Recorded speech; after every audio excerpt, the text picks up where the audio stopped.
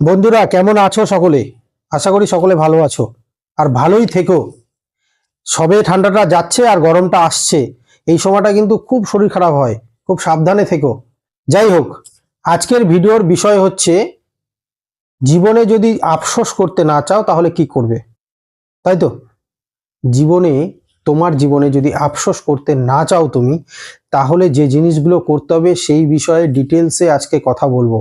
তবে সোজা সাপটা যদি একটা উত্তর বলি, তাহলে নিজের সিদ্ধান্ত নিজে নাও। বুঝতে পারোনি তো? মানে কোনো সিদ্ধান্ত যদি নিতে হয় কোনো বিষয়ে, তাহলে নিজে নাও। কিভাবে? এবার ডিটেলসে যদি আমি বলি, ছোট্ট একটা গল্প বলি তাহলে ভালো বুঝতে পারবে। রাম রাম একটা সাধুর কাছে গেল তার মনের যে ইচ্ছা সেগুলো পূরণ করার জন্য।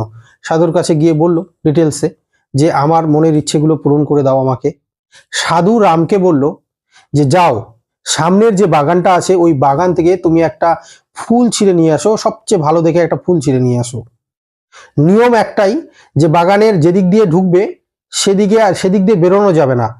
যেদিক দিয়ে ঢুকবে তার অপোজিটে আরেকটি গেট আছে, ওদিক দিয়ে ফুল নিয়ে বেরোতে হবে।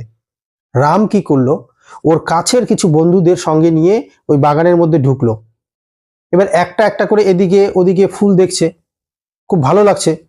রামের কিন্তু একটা ফুল দেখে খুব পছন্দ হলো, বেশ সুন্দর ফুল। রাম কি করলো, ওই ফুলটা নেওয়ার আগে ভাবতে শুরু করলো যে এই ফুলটাই নেব নাকি আর একটু ভেতরে যাব বাগানের, যদি আরো ভালো ফুল পাই।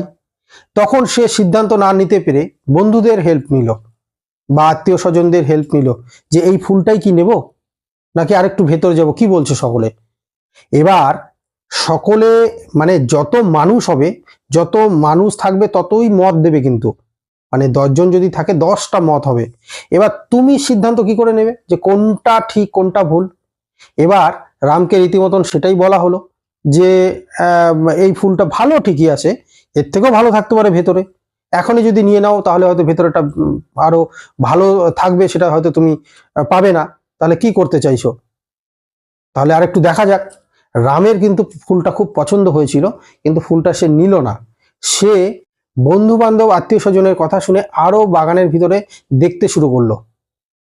কিন্তু একের পর এক দেখতে দেখতে ফুল, কিন্তু ভালো ফুলগুলো এইভাবেই ছেড়ে ছেড়ে ছেড়ে ছেড়ে শেষে যখন আসলো, তখন দেখা গেল যে 3-4টে ফুল, যেগুলো মোটামুটি সুন্দর, কিন্তু নিতেই হবে, আর কোনো অপশন নেই, পিছন দিকে তো ব্যাক করা যাচ্ছে না।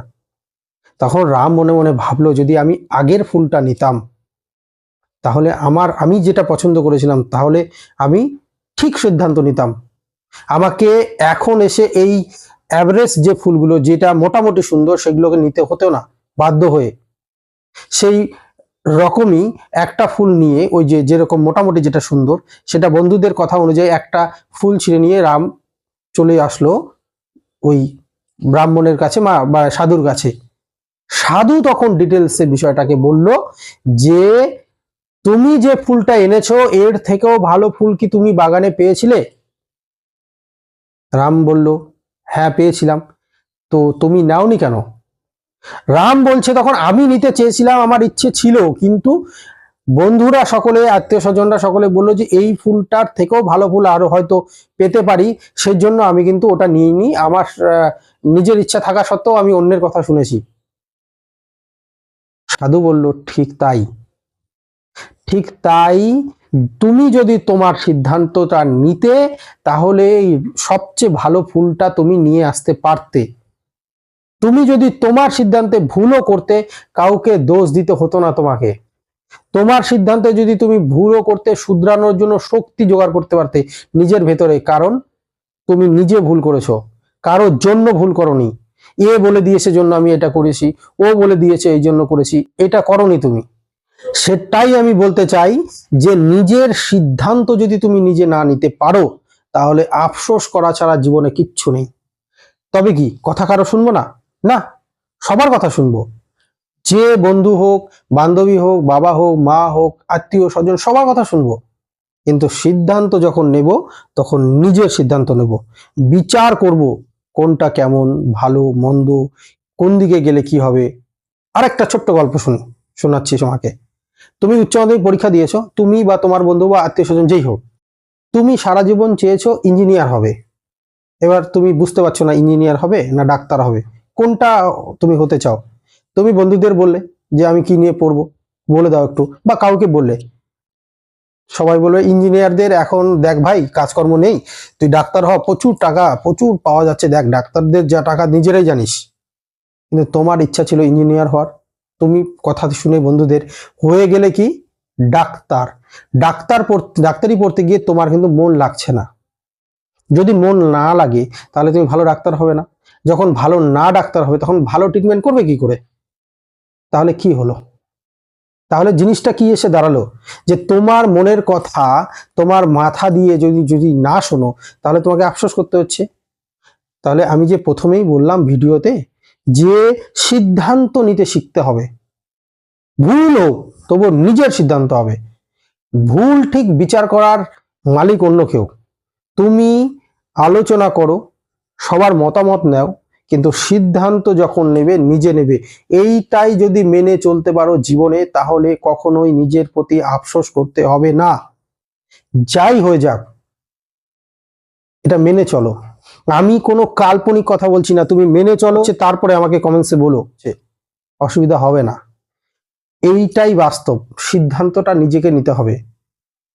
বিপদে পড়লে নিজেকে উদ্ধার করার নিজের বুদ্ধি বার করতে হবে। অন্যরা এসে যদি বিপদ থেকে উদ্ধার করে, পরবর্তীতে যখন বিপদে পড়বে কেউ যখন থাকবে না, তখন উদ্ধার হবে কি করে? তাহলে সিদ্ধান্ত নিজেকে নিতে হবে, নিজের বুদ্ধি খাটাতে হবে, নিজেকে চলার ক্ষমতা নিজেকে তৈরি করতে হবে নিজের জন্য। যাই হোক, যদি আরো কোনো বিষয় এই টপিকের উপরে দরকার হয় অবশ্যই আমাকে কমেন্টস করো। আমার অভিজ্ঞতা অনুযায়ী আমি অবশ্যই জানাবো সকলকে। আমার ভিডিওটা যদি ভালো লাগে, যদি কাজে আসে, অবশ্যই লাইক করো, সাবস্ক্রাইব করো এবং বেল আইকনটাকে অন করে দিও, যাতে আমি যখন ভিডিও ছাড়বো তখন সবার আগে যেন তোমাদের কাছে নোটিফিকেশন চলে যায় আমার ভিডিওর। যাই হোক, কেমন লাগছে অবশ্যই বলো, কমেন্টস করে বলো কেমন লেগেছে।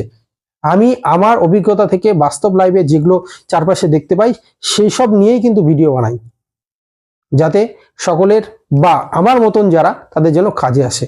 যাই হোক, ভালো থেকো বন্ধুরা।